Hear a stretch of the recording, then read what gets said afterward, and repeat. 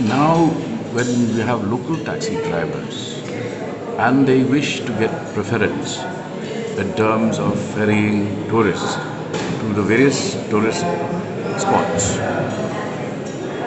rather than coming to the government, they have their counterparts in Assam with whom they meet on a daily basis.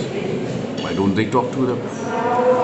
Second, and the simplest solution would be for the taxi associations to engage with various stakeholders like hoteliers, homestay owners, owners of various accommodations, paying guests, if they engage with them and have an agreement whereby they provide the service of transportation and in return they give guests to stay in the various hotels, resorts and homestays, that would be the most ideal solution.